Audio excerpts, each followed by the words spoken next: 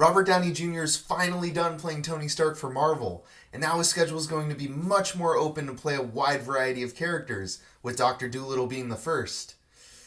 And I think he might need a new agent.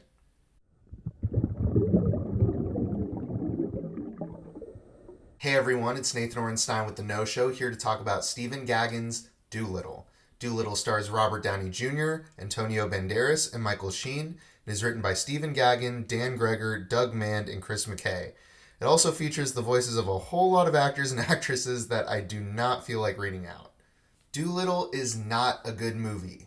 And I know, a lot of people are going to be thinking I'm picking on a kids movie. But you know who takes the kids to the movies? Parents and babysitters and older siblings and relatives and so on. So just because Dolittle is aimed at kids, it's still a movie that lots and lots of adults are going to see, and it deserves to be treated as one. For a film that costs $175 million to make, Dolittle really has no idea what it's doing. There's a very simple plot tying things together, but it's executed in the most mindless way. And there are so many plot holes, and no, these aren't just nitpicks either. At the beginning of the movie, there's this kid who desperately wants to be Dolittle's apprentice, and Dolittle reluctantly allows him to join on the journey. And it seems like a really big deal, but then the kid's just kind of there. He doesn't really do anything.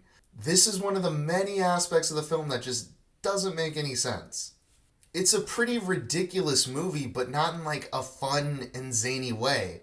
If you're unfamiliar with the character of Dr. Dolittle, he's just a doctor who can talk to animals.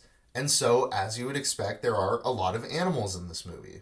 And you'd think that add a lot of fun and excitement to the movie, but it really doesn't.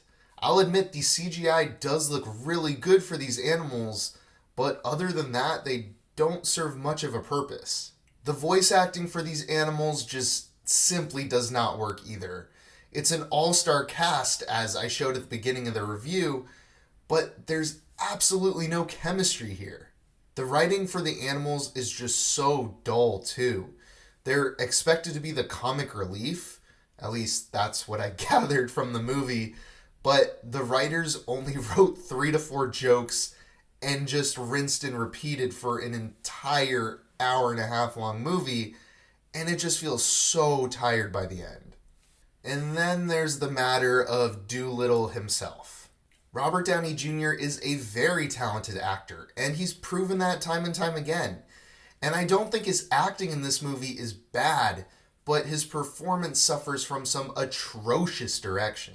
Stephen Gaggen tried his hardest to make Dolittle the most over-the-top character he could, and it's just super awkward and cringy. In fact, the atmosphere for this entire movie is kind of in this awkward stage.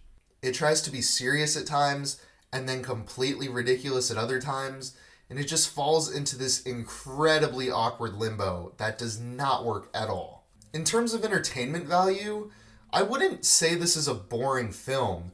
In fact, it actually went by much quicker than I would have anticipated. But there really isn't anything exciting that happens. And this is a movie about a bunch of CGI animals. How do you make that uninteresting? Despite all its flaws, Dolittle really is a movie with good intentions. I think all the pieces are there for a great kids movie, but it just suffers from horrible direction, and none of these pieces end up meshing together. Aside from the CGI, nothing about this film really works, and it just feels like a colossal over-budget mess. And I don't even think this is a movie that most kids are going to be willing to sit through either. Simply put, Dolittle is an unfortunate film, and I'm going to be giving it a 3 out of 10. As always, thanks for watching, guys, and if you like the review, then feel free to like and subscribe. And if you've seen Dolittle already, I'd love to hear your thoughts down in the comments below. I'll be reviewing The Gentleman in the next few days, so click that bell to get notifications for whenever I post. I've been Nathan Orenstein with The No Show. See you next time.